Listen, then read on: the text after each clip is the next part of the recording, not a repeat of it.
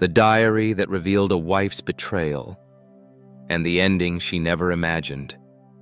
In the empty parking lot, he pulled me close. Our breaths mingled. It wasn't just a kiss. It was a release. I let his lips envelop me, let his hands wander over my body. I knew I had gone too far, but the whole world seemed to retreat behind me. It was just him and me.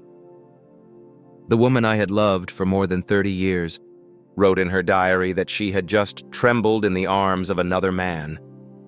I read the words over and over again, my hands shaking, as if each word was not only engraved on the paper, but also carved straight into my heart. Each line of blue ink she wrote was like a thin, small knife cut, but deep enough for me to feel my blood seep out bit by bit. Hello, friends. David speaking. Before we go any further, if you enjoy intimate, soul-deep stories that peel back the quiet hurts of long marriages, please like and subscribe so more people can find this channel. Now let me tell you how a simple leather journal turned my life inside out. We live in a small southern town that prefers its secrets whispered over fences rather than shouted across streets. Summers come heavy here, thick as syrup. Winters arrive politely without much snow or fuss. For 32 years, Linda and I were the couple our cul-de-sac pointed to when someone needed proof that love could last. People said we fit like a porch light and a front door. They never looked close enough to see the bulb fading. I found the journal on a Tuesday afternoon that felt like all the others. The house smelled like lemon cleaner and brewed coffee, the kind of scent that says you're safe, you're home, you're loved. I was looking for a receipt, something silly, forgettable, when the bottom desk drawer slid open without a catch. No lock, no note. Just a brown, soft-edged book with a peel of leather curling back at the corner like a smile that didn't belong to me. I wish I could lie and say I hesitated. I didn't. My fingers knew it before my mind did. There are doors your body opens while your heart is still knocking. The first page crackled softly.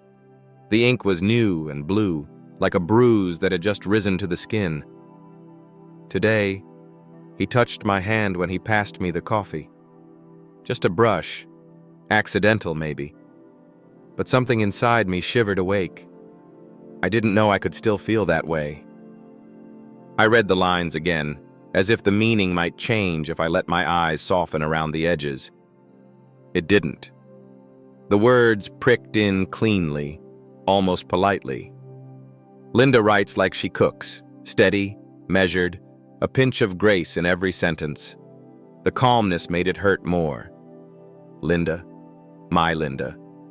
The woman who sat beside me during my bypass surgery, who squeezed my fingers and joked about the hospital pudding. The woman who kept every Christmas ornament the kids made, even the ones that looked like mangled snowmen. The woman who fell asleep on my shoulder during every movie, every decade, like my bones were the only pillow that could quiet her worries. I didn't want the next sentence to exist, but it was already waiting. We met again at the little bar outside town, the one with the crooked neon sign. He watched my mouth while I talked about nothing. When I lifted my eyes, I found his still there, settled on me like a hand. I didn't look away. I smiled back. There it was. I heard something shiver inside me, a small pane of glass no bigger than a picture frame. The world kept moving around it. Dog collar jingling down the street, mail truck grinding its gears, but in my chest, everything stilled. I should have shut the book. I didn't. Pain has a way of feeling like proof. If you keep reading, you think maybe you'll uncover a clause that lets you stay. He walked me to my car. Wind on the river, cold enough to raise every memory along my arms. His palm found my back, just there, at the curve where a woman is still a girl when someone remembers to look. Heat slipped through the coat, slow, like a secret taken out and set between us. I should have stepped away. I didn't. The words refused to blur. I wanted the letters to drown, but they held their breath perfectly. I felt it, his hand on her back, like it pressed through the page, through air, through time, and landed square on the sore part of my chest. Not a grope, not a clutch, just the knowing kind of touch, the kind that says, I recognize the map of you. I sat down. My knees had vanished, and a chair seemed like a good substitute. The house ticked with little sounds, ductwork settling, a lone bird knocking at the gutter, ordinary sounds that 5 minutes ago meant nothing. Now they sounded like a betrayal of how much I was bleeding. I turned the page. In the far corner of the lot, under the one sad light, he leaned in. Not the crush of mouths people brag about, no slamming, no teeth. He tasted me slowly, as if he'd been starving without realizing it, as if I were warm bread after a winter of canned soup. I let him. I leaned back against the car, metal cool through my blouse, and felt myself unfurl, petal by stubborn petal, like someone finally opened the room where my spring had been locked away. I pressed my forearm to my lips to keep from cursing at empty air. The image caught like a thorn, the slow intention of it, the patience, not a collision, a choosing. He kissed her the way a careful man lifts a glass of water to a sleeping patient. And she woke up. It would have been easier if Linda had written about drunken mistakes or a fight we'd had. If she had snarled, if she had sounded guilty. She sounded tender, hungry, alive in registers I hadn't tuned into in years. I turned another page. I wanted to hate her. I wanted to find a sentence that let me hate her cleanly. Instead, I found paragraphs that read like prayers she hadn't known she was writing. We sat in his truck with the windows cracked, sirens from town, faint as a dream. He traced the inside of my wrist, the same place a nurse presses for a pulse, and I remembered how it feels when a man counts you like a heartbeat. He said my name, my full name, and the syllables fit my skin the way a dress fits after someone learns your measurements. He said her full name, not Lynn, not Honey, Linda Kathleen, as if he was calling out an entire history and asking it to sit down beside him. I lowered the book to my knee, then raised it again. It weighed almost nothing and more than a life. The next entry was dated 1 week later. We walked by the river again. He joked about skipping stones. I laughed and didn't care that my laugh sounded like a spilled bag of marbles. The wind lifted my scarf. He caught it mid-air, slipped it around my neck, and smoothed it beneath my hair. His fingers didn't hurry. He tucked the end inside my coat like he was making sure winter couldn't find me. When he kissed my forehead, everything in me leaned toward that small kindness. I had forgotten how the gentle parts of a man can be the fiercest. If this is where you expect me to say I slammed the journal shut and raged, no. Grief isn't a storm at first. It's a fog that thinks it's merciful. It lets you breathe and then steals the breath back. I stood and walked to the kitchen. The kettle whistled without being asked. Muscle memory is a faithful servant. I made coffee I didn't want and drank it like medicine.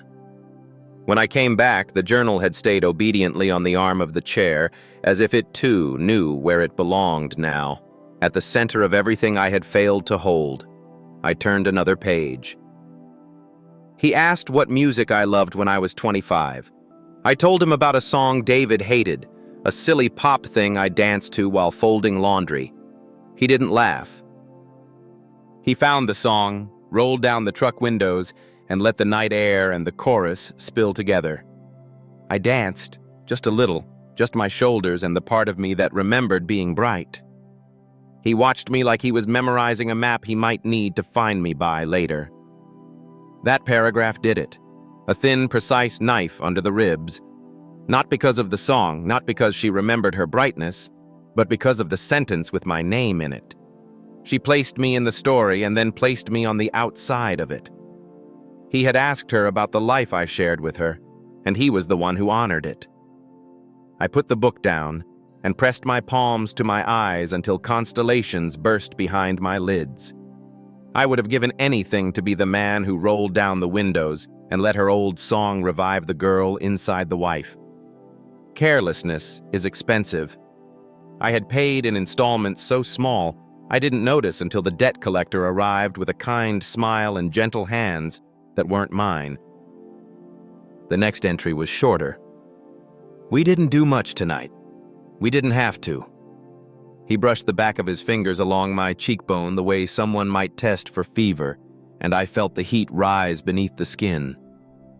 He asked what part of me felt most like me.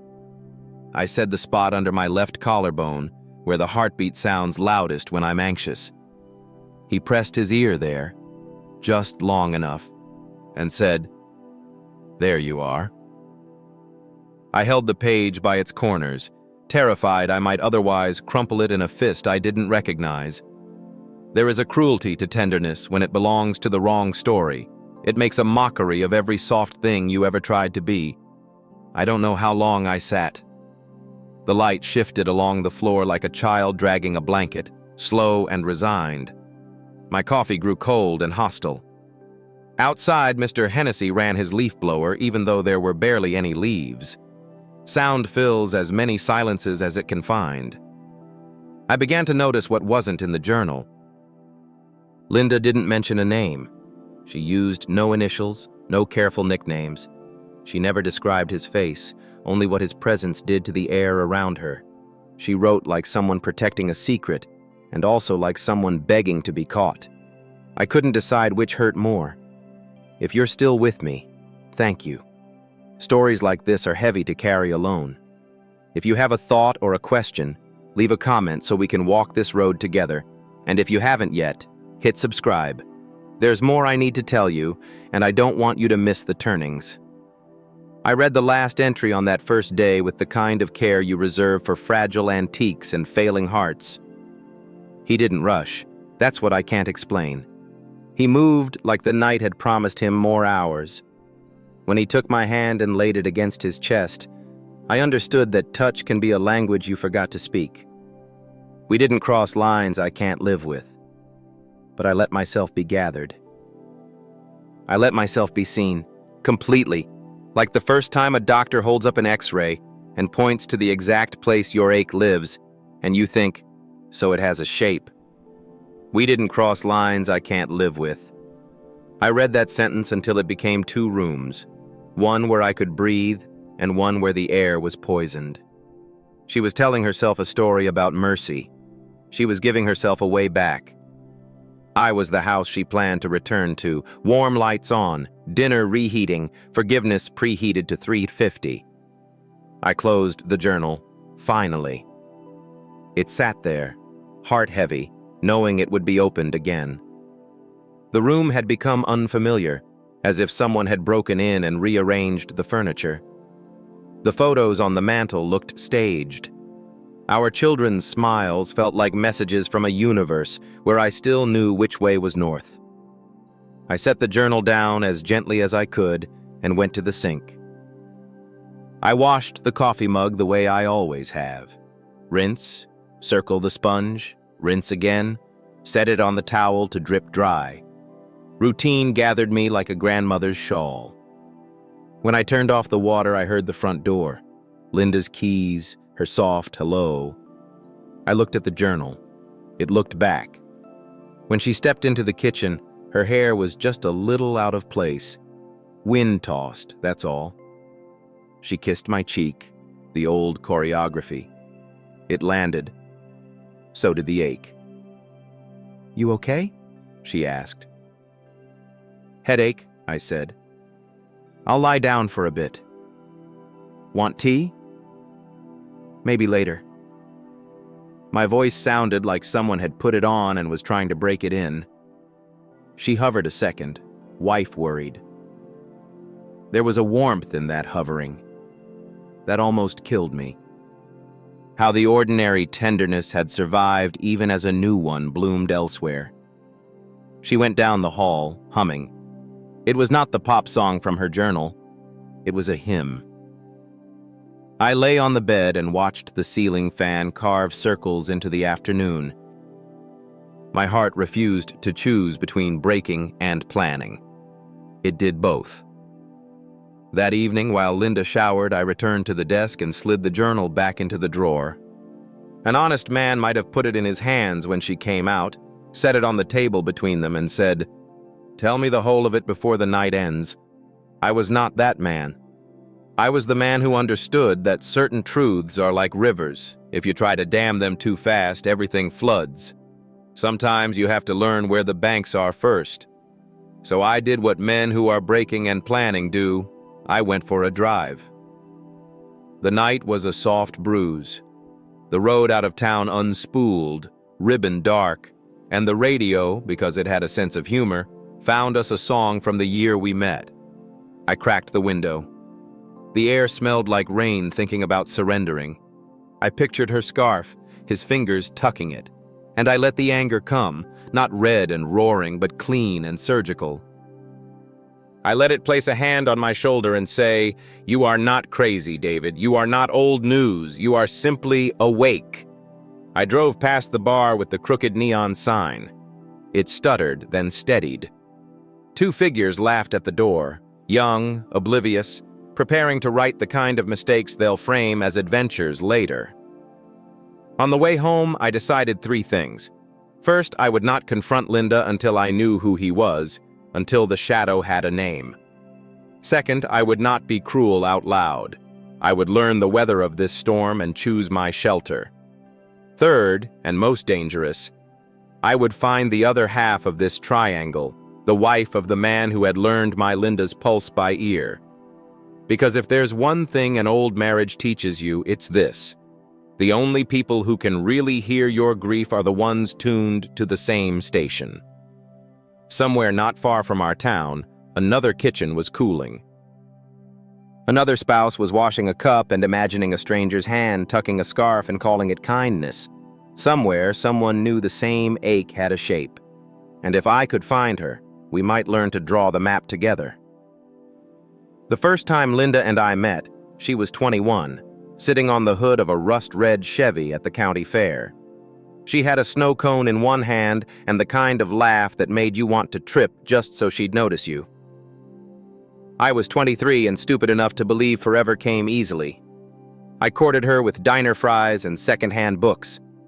She kissed me on the back porch of her mother's house, the summer heat making our skin stick like promises. When we married, people said we were too young to understand what "for life" meant. We learned it anyway. In mortgage payments, midnight feedings, funerals, graduations, 32 years is a quilt of days, some squares bright, some worn thin, but stitched together. I thought our stitching was strong.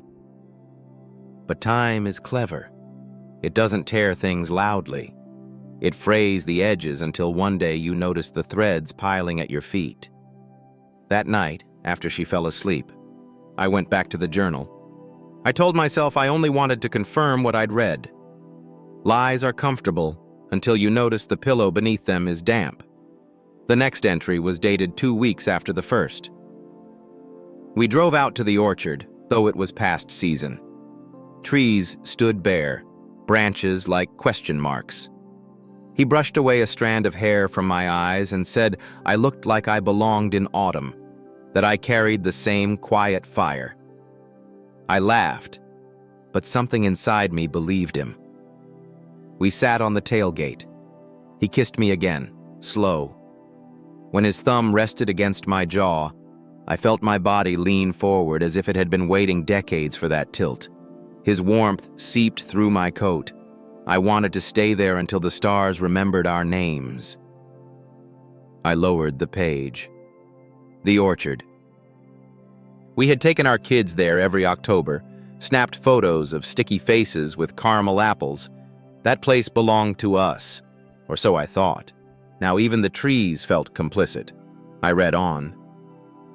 We didn't mean for our hands to wander. It happened the way rain seeps through cracks, inevitable once the storm begins.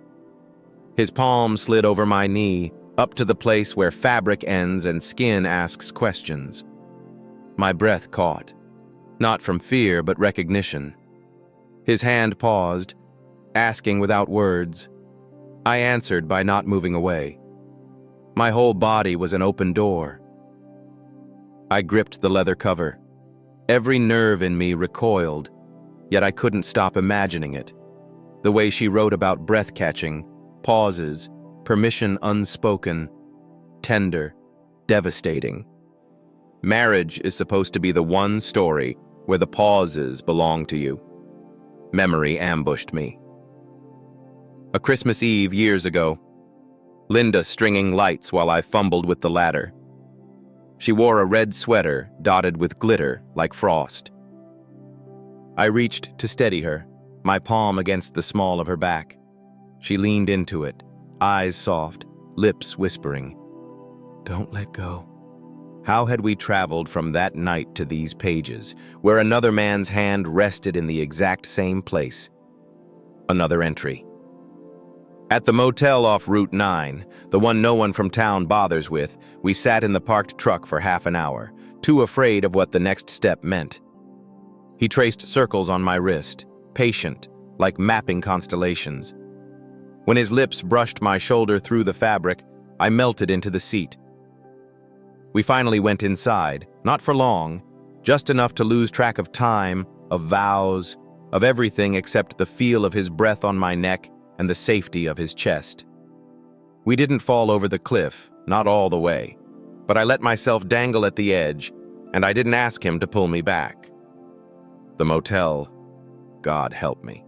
The picture was so vivid I wanted to scrape it off the walls of my skull. She painted the scene with such intimacy that I could smell the stale air freshener, feel the cracked vinyl seats, hear the hum of the ice machine, and still, she insisted they hadn't fallen over the cliff. I wanted to believe her. I wanted to cling to the idea that maybe it was all just suspended, wrong, but not irreversible. But every line told me otherwise. Every description was its own undoing. The next morning, Linda served pancakes. Syrup pooled golden on the plate. She asked if I wanted another cup of coffee, her voice the same as it had always been. Her hair smelled like lavender shampoo. She smiled at me, soft, almost shy, and I hated myself for noticing how beautiful she still was. Because while she flipped pancakes with practiced ease, I pictured her in that truck, breathless under someone else's hands. I pictured the motel curtain drawn against the world, and her leaning into a chest that wasn't mine. The ordinary love in our kitchen mocked me. It was too steady, too familiar, and now I knew it coexisted with wildfire. That evening, I took the journal again. He asked me what I feared most. I told him the emptiness, the silence in my own house. He touched my cheek and whispered that he understood. His thumb brushed just beneath my lip. When his kiss landed, I felt every hollow place fill. For the first time in years, I didn't feel invisible. Invisible. That word carved me open. I had spent decades trying to provide, to protect, to build a safe nest. But safety, it seemed, wasn't enough. I had mistaken provision for presence. I stared at the page until the letters blurred. If she felt invisible with me, what did that make our 32 years? An empty room? A man who didn't see? The ache shifted, hardening into something sharper. This wasn't only betrayal, it was theft. She had stolen years I thought were ours and handed their echoes to someone else. That night, lying beside her, I couldn't breathe steady. She slept easily, one hand curled under her cheek. I stared at the ceiling fan slicing the dark into pieces. My chest felt like a locked drawer, but instead of keeping secrets inside, it was filling with them. I knew then I couldn't carry this alone. Somewhere in town, another spouse was hurting the same way. The man in the journal, whoever he was, had a wife. She might not know yet, or maybe she did. Maybe she carried her silence like I carried mine. If I could find her, maybe the pieces would begin to fit. And maybe, just maybe, together we could decide what justice should look like. I had begun to notice the breadcrumbs Linda left without meaning to. The journal never mentioned his name, but there were clues, fragments scattered like loose change in a pocket. He smelled of cedar, always faint, like wood smoke caught in a sweater. He wore the ring even when his hands slid along mine. He joked about how the hospital coffee could kill a man quicker than the illness. Cedar. A wedding band. Hospital. In a town like ours, details aren't anonymous. I started to listen closer at the diner, at church, even in line at the hardware store. And then I heard it. Mrs. Ellison mentioning how her husband Mark, the physician's assistant, kept a bottle of cedar cologne she'd given him years ago. Mark Ellison. I knew him in the loose way small towns know each other. Yard work waves, polite talk at the 4th of July barbecue. I had never thought twice about his laugh. Now it lived in my house like an echo. And he had a wife, Claire.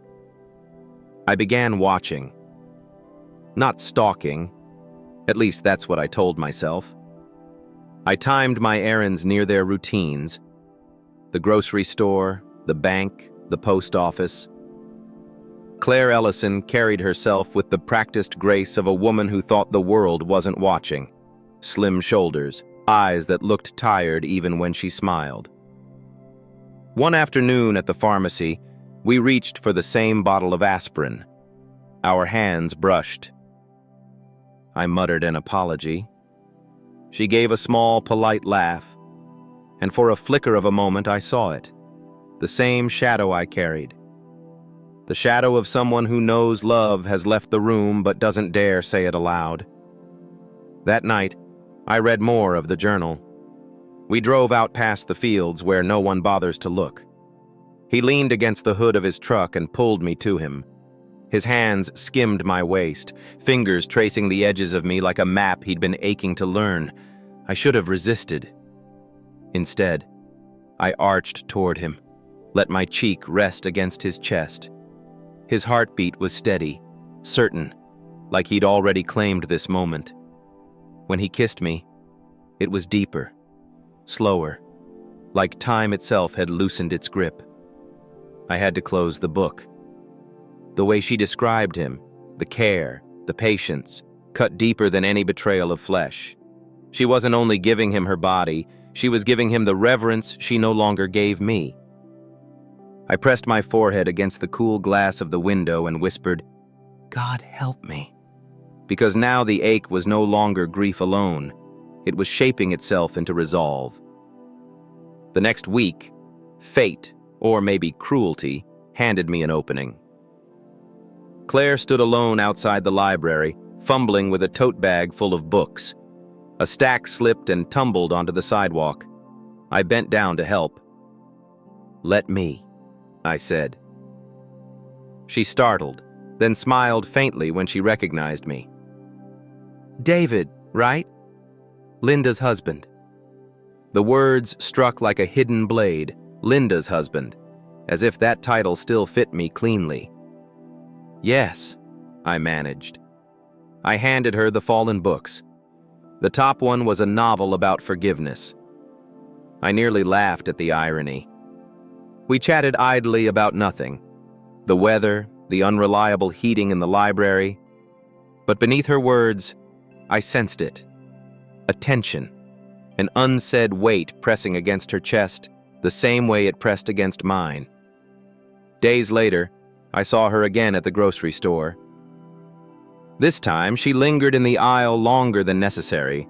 I don't know if she wanted company or if fate was cruel again. "How are you, Claire?" I asked, careful, casual. She hesitated, then said, "Fine." But her eyes betrayed her. Fine is the word people choose when they've rehearsed silence.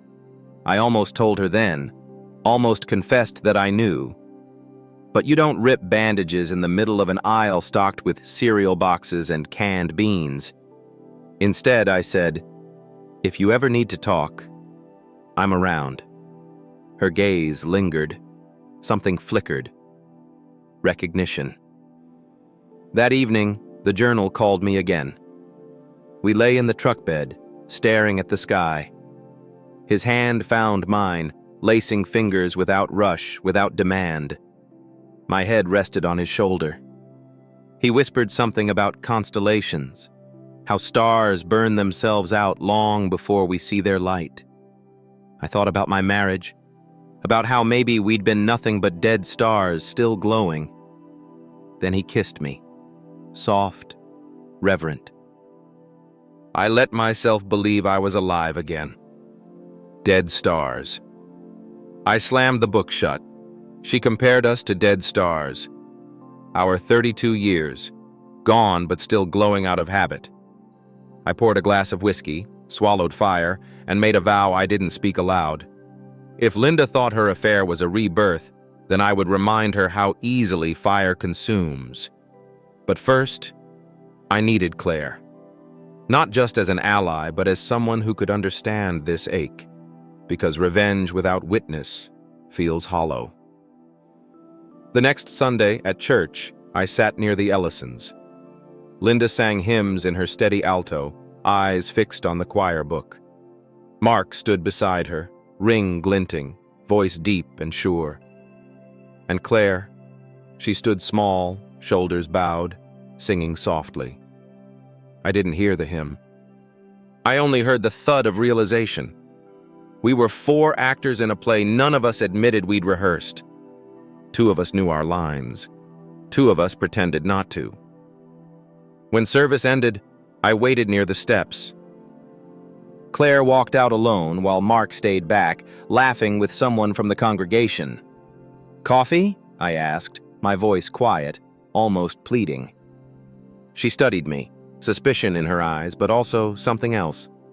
Curiosity, maybe hunger for truth. After a pause, she nodded.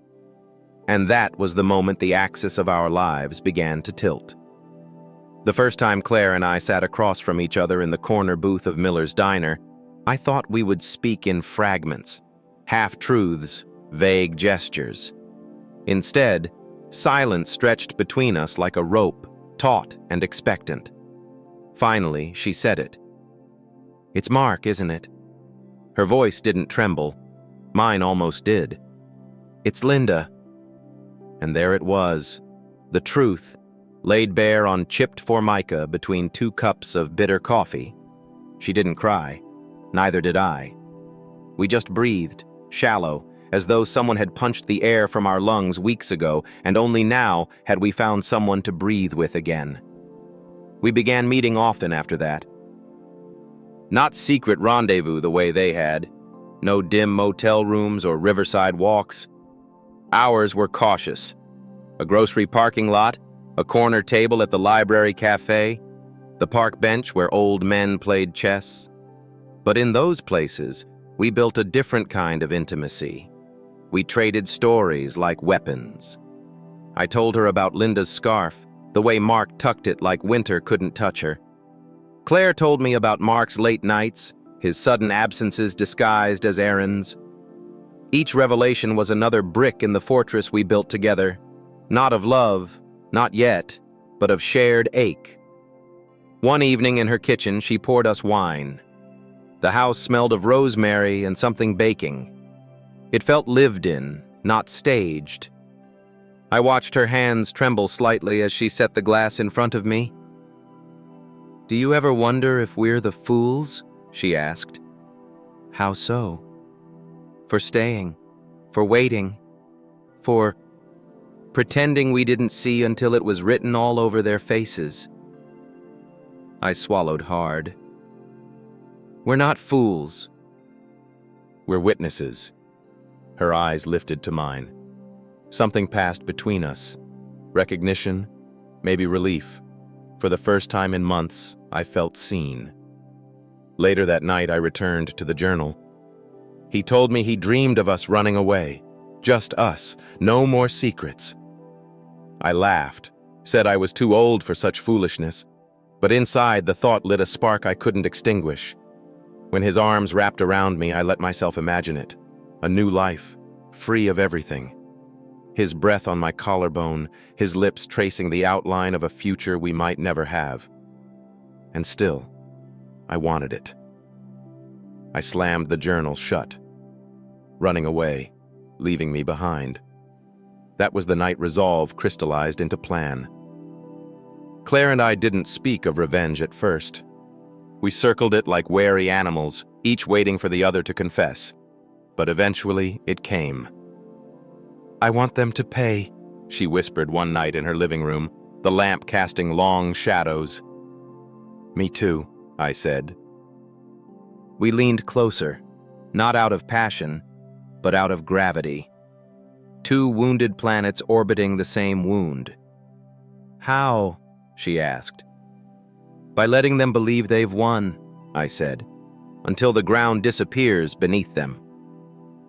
From then on, we plotted quietly. Claire began collecting financial details, Mark's accounts, the debts he'd hidden, the favors he owed. I, in turn, documented Linda's journal, copying passages, dates, times. Together, we wove a net.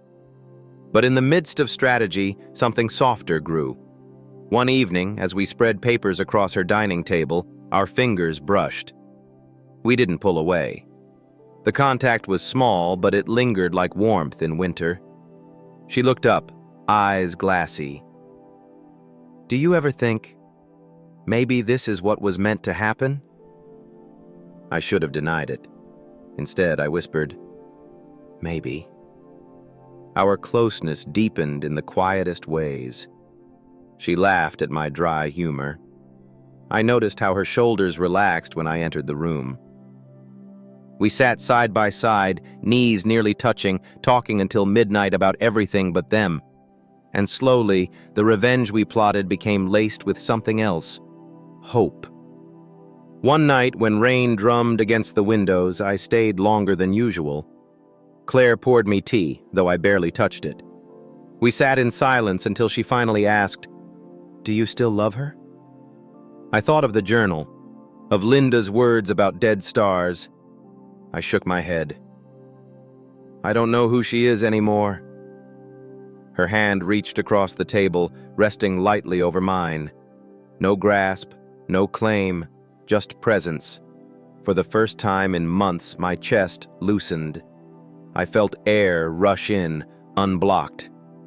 It was then I realized revenge wasn't the only thing tying us together anymore, and perhaps when everything collapsed, as it surely would, what remained might not be ruin at all. It might be the beginning. The entries in the journal had shifted. Where once Linda wrote cautiously, pauses, hesitations, we didn't go too far, now her words came with the weight of certainty. We talked about leaving, about starting over. He says he'll give me the life I've been starving for. When he holds me, it feels like stepping into sunlight after decades of winter. I can't keep living halfway. I want him, all of him. I don't care about the consequences anymore. I stared at the page until the ink swam. Sunlight. Starving. All of him. Words I used to think belonged to us. When she came home that night, she hummed in the kitchen as if the world hadn't shifted. I wondered if she thought I couldn't see. If she believed her mask still held. Maybe it did. Maybe I was the one performing, the faithful husband rehearsing lines while the play already had a different ending. Claire confirmed my fears days later. "Mark told me," she whispered, eyes hollow. "He wants a divorce." The word landed like a hammer against bone. Not because I hadn't expected it, but because hearing it meant the fantasy was solidifying into fact. "And you?" I asked. Her jaw tightened. "He thinks I'll beg him to stay. He doesn't know I already have the proof I need." She glanced at me then, and for the first time, her grief looked sharp. Not soft, not sorrowful, sharp, like a blade newly forged. The next journal entry was shorter, more urgent. We made love tonight. Finally. No more holding back. It was gentle at first, then desperate. Years of silence undone in a single night. When he whispered that he loved me, I believed it. I believe it still. I don't care what it costs. I want the rest of my life to begin with him. The words pulsed on the page. We made love. I shut the book, bile rising. My marriage, 32 years of it, reduced to this footnote, this afterthought, while she carved new vows with another man. That was the moment rage turned cold, not wild, not explosive, cold, a steel resolve. When I told Claire, she didn't flinch. He said the same to me last night, she whispered, that he was done hiding, that he loved her. We sat in silence, the weight of it pressing down like a storm before lightning. Then Claire leaned closer. They think they've won. They think they're free. Her eyes met mine, sharp, steady. Let's show them what freedom costs. From then, our meetings changed. No longer hushed confessions, no longer just grieving together. We were strategists, architects of collapse. Claire gathered bank statements, whispered rumors, secrets she knew only as a wife. I documented dates, words, everything from Linda's journal. Piece by piece, we laid the trap. But even as we plotted, something else hummed beneath our alliance. One night, as rain lashed the windows of her kitchen, I brushed a damp curl of hair from her face. She didn't move away. Her breath caught, soft, trembling. David, she whispered, what happens when it's over? I didn't answer. Because I already knew. When it was over, we wouldn't just be survivors. We would be the only two left standing. They chose a Friday night. Linda dressed in her blue dress, the one she wore on anniversaries. She stood in the mirror, adjusting her hair, smiling like a girl about to be crowned queen. She thought I didn't notice, thought I was too distracted by the evening news. Mark chose the same night to tell Claire. He came home with a suitcase and a speech rehearsed in the rearview mirror. He told her he was leaving, that love had given him a second chance, that he was choosing passion over duty. They believed, both of them, that this was the moment they'd break free. What they didn't know, the world had already turned against them. Claire had spoken to the bank. Every shared account Mark thought he controlled, frozen, every debt exposed. The clinic where he worked had a copy of the financial irregularities he thought hidden. And I had spoken to our children. I gave them the journal, photocopies, page after page of their mother's words, not to destroy them, but to let them see the truth before she painted lies. Their hearts broke, but they knew where their loyalties lay. By the time Linda announced she was leaving me, she found herself standing in an empty house, not abandoned by me, but by the family she thought would follow. The confrontation came swiftly. You'll regret this, she hissed, suitcase at her side. I've found love again. I didn't raise my voice. You've found ashes, and you're holding them like treasure. Her eyes flickered when she realized the children weren't answering her calls, when she discovered the accounts weren't hers anymore, when the man she thought would carry her away was too busy trying to salvage his own ruin. Mark's collapse was louder. Claire stood in their living room, documents spread like cards on a table. Every lie you told, every dollar you hid, every night you thought you were clever, I have it all. Mark blustered, shouted, begged, but the neighbors heard, the walls carried sound, and by morning his reputation had crumbled like wet paper. And us? Claire and I. We didn't celebrate. Not at first. Revenge isn't champagne and laughter. It's quiet, hollow, a silence where two broken people sit and wonder if they've become monsters too. But then, something shifted. One evening, weeks after the dust settled, we sat on her porch swing. The air smelled of cut grass, the kind of scent that usually means home. She leaned her head on my shoulder, tentative at first. I didn't move away. For the first time in months, maybe years, my chest loosened. The ache didn't vanish, but it made room for something else, something softer. "Do you think we deserve this?" she whispered. "Yes," I said, "because we didn't choose it. It chose us, and we survived." Linda moved away, bitter and alone. And Mark tried to rebuild, but without money, without reputation, without Claire, he was a man living in the rubble of his own making. Two people who thought they were writing a love story ended up with nothing but scattered pages. And Claire and I, we began again.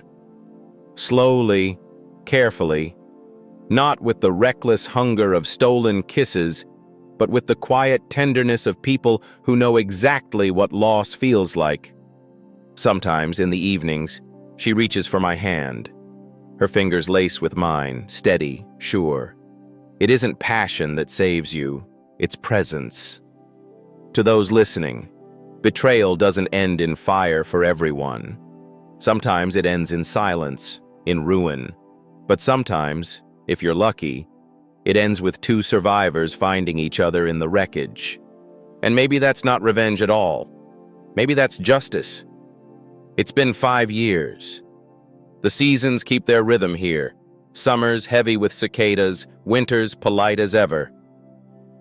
The town still gossips, still points at porches, still believes it knows the whole of people's lives. Most don't mention Linda anymore. She left quietly, like smoke dispersing after a fire. I hear she lives 2 states away, in a rented apartment alone. Mark. Word is he works odd jobs, his name no longer spoken with respect.